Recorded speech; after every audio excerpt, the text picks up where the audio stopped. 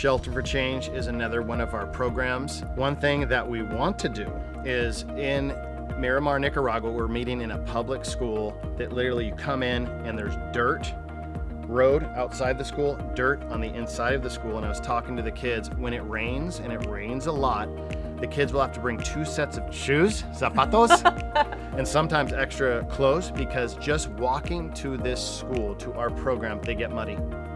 They get super muddy. And it's gonna cost a certain amount of money to put pavers on the outside of the street, put concrete or pavers on the inside of the school, to also provide a nice bathroom where flies aren't coming up and there's running water, and create dignified spaces where the kids can receive counseling and education. So our Shelter for Change, we don't build buildings brand new from the ground up. We take dilapidated structures and make them more beautiful.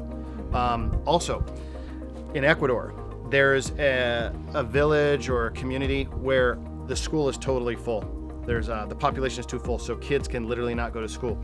So we are actually going to build something with our in-country partner, Dame Tu Mano. So it'd be like an after-school center where kids can learn English, learn normal education subjects.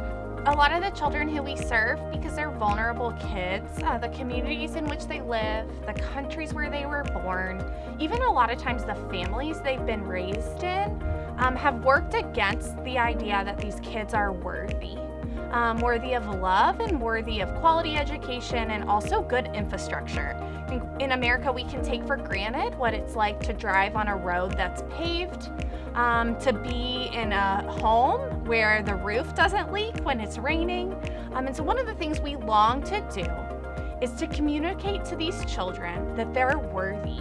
That they're worthy simply because God created them. And so our Shelter for Change program, it's a smaller component of what we do, but we also believe that if we're going to tell kids that they're worthy of a good education, if we're going to feed them food that nourishes their body, if we're going to heal them from the past trauma that they have experienced, then they're also worth us investing in the physical buildings where they live, where they learn. And that looks different in every country program, and we will put in front of our donors opportunities to invest. One of the things that makes this program a little complicated is that the countries where we serve can be unstable, and so a lot of times we're helping fund building programs that have already started or that our partners are going to see to completion.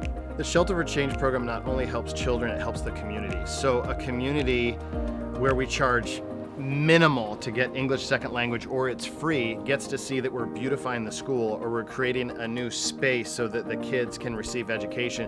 I would think that the community is going to take a look and go, wow,